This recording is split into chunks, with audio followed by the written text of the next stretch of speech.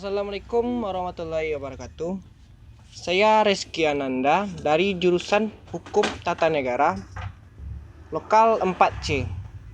Baik, saya akan menerangkan materi saya yang berjudul Penerapan Alasan Penghapusan Pidana dalam Putusan Hakim.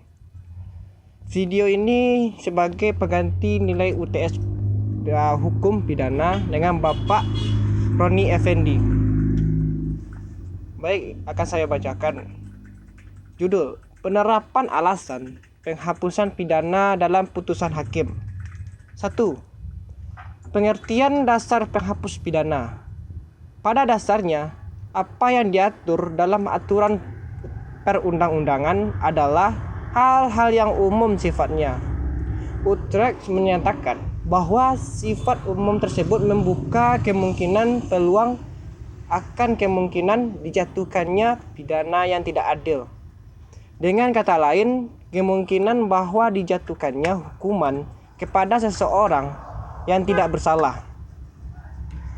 Para pembentuk undang-undang melihat bahwa perlunya suatu pengaturan tentang kondisi-kondisi atau keadaan-keadaan tertentu untuk meniadakan pemindanaan bagi seseorang. Kondisi-kondisi atau keadaan tertentu ini merupakan suatu kondisi atau keadaan yang berkaitan dengan perbuatan yang dinyatakan sebagai tindak pidana ataupun kesalahan yang melekat pada diri seseorang pelaku tindak pidana. 2. Yaitu dasar pembenar dan dasar pemaaf. Menurut doktrin hukum pidana, penyebab tindak dipidana si pembuat tersebut dibedakan dan dikelompokkan menjadi dua dasar, yaitu yang pertama itu alasan pemaaf yang bersifat subjektif dan melekat pada diri orangnya, khususnya mengenai sikap batin sebelum atau pada saat akan berbuat. Dan yang kedua itu dasar pembenar. Dasar pembenar itu yang bersifat objektif dan melekat pada perbuatannya atau hal-hal lain di luar batin si pembuat. Pada umumnya, pakar hukum memasukkan keadaan dasar pemaaf. Kalau dasar pemaaf itu, dasar pakar hukumnya itu yang A, ketidakmampuan bertanggung jawab, yang B, pembelaan terpaksa yang melampaui batas, dan yang C, hal menjalankan perintah jabatan yang tidak sah dengan itikat baik. Sementara itu yang selebihnya masuk ke dalam dasar pembenar. Pakar hukum dasar pembenar itu yaitu A, itu adanya dasar daya paksa, B, adanya pembelaan terpaksa, C, sebab menjalankan perintah undang-undang, D, sebab menjalankan perintah jabatan yang sah. Tidak dipidananya si pembuat karena alasan pemaaf walaupun perbuatannya terbukti melanggar undang-undang, yang artinya perbuatannya itu tetap bersifat melawan hukum. Namun karena hilang atau hapusnya kesalahan pada diri si pembuat, perbuatannya tidak dapat dipertanggungjawabkan kepadanya. Contohnya, orang gila memukul orang lain sampai luka berat. Dia dimaafkan atas perbuatannya itu. Berlainan dengan alasan pembenar, tidak dipidananya si pembuat karena perbuatan tersebut kehilangan sifat melawan hukum. Hukumnya perbuatan. Walaupun dalam kenyataannya perbuatan si pembuat lebih memenuhi unsur tidak pidana, tetapi karena hapusnya sifat melawan hukum pada perbuatan itu, si pembuat tidak dapat dipidanakan. Keadaan yang dapat menjadi dasar penghapus pidana itu 1. Kemampuannya bertanggung jawab. Pasal yang tercantum dalam pasal 44 KUHP merupakan gambaran yang jelas atau suatu kondisi di mana seseorang pelaku tindak pidana tidak dapat mempertanggungjawabkan atas perbuatan yang dilakukan itu. Simons menggambarkan suatu konsep bahwa setiap tindakan harus dapat dipertanggungjawabkan karena adanya kesalahan dalam arti luas yang melekat pada diri seseorang. Simon pun menyatakan bahwa maksud kesalahan dalam arti luas ini tidak bisa otomatis disamakan dengan objek atau culpa. Kesalahan sebagai dasar dari seseorang pelaku yang memungkinkan pelaku tersebut dapat menilai akan maksud dari tindakannya, sehingga bila yang dilakukannya merupakan tindak pidana, maka hal ini dapat dipersalahkan kepadanya. Pada pasal 44 ayat 1 KUHP yang dimaksud dengan tidak dapat dipertanggungjawabkan adalah sebagai berikut. A. Adanya pertumbuhan yang tidak sempurna dari akalnya. B. Adanya kondisi kecacatan jiwa karena penyakit.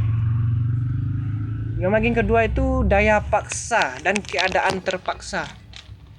Daya paksa atau dikenal dengan istilah overmax yang diatur dalam pasal 48 KUHP yang menyatakan bahwa barang siapa yang melakukan perbuatan karena pengaruh daya paksa tidak dipidanakan. Menurut FET, penyebab yang datang dari luar dan membuat suatu perbuatan itu menjadi tidak dapat dipertanggungjawabkan kepada pelakunya.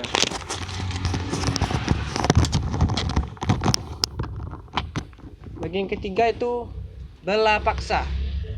Kata not word berasalkan dari kata not dan where.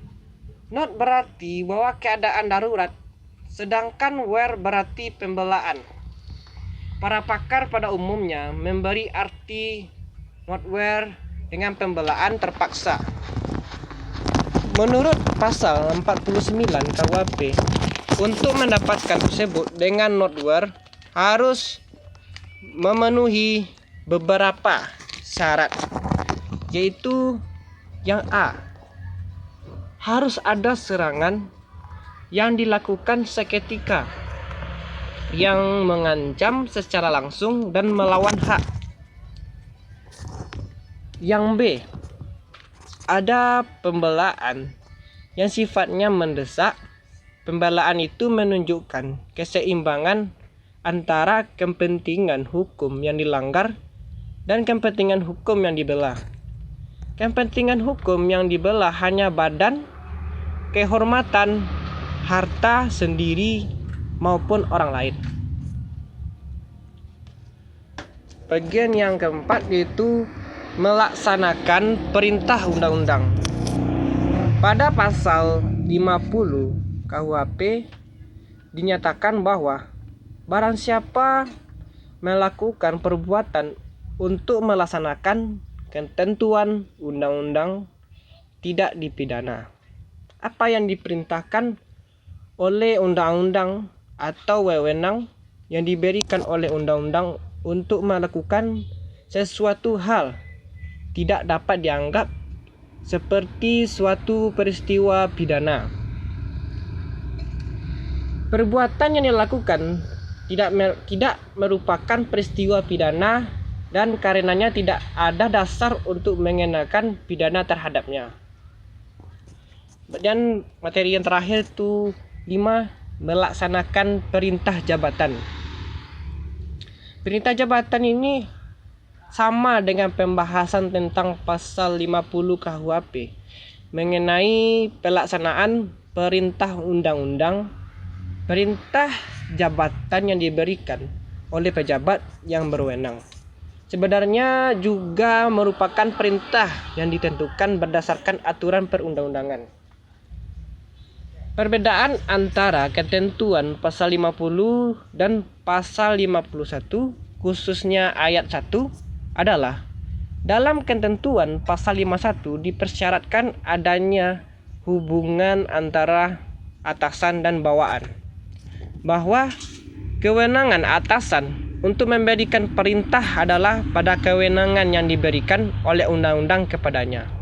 Sementara dalam pasal 50 yang diberikan kewenangan oleh undang-undang adalah pelaku fisik yang melaksanakan tindakan secara langsung.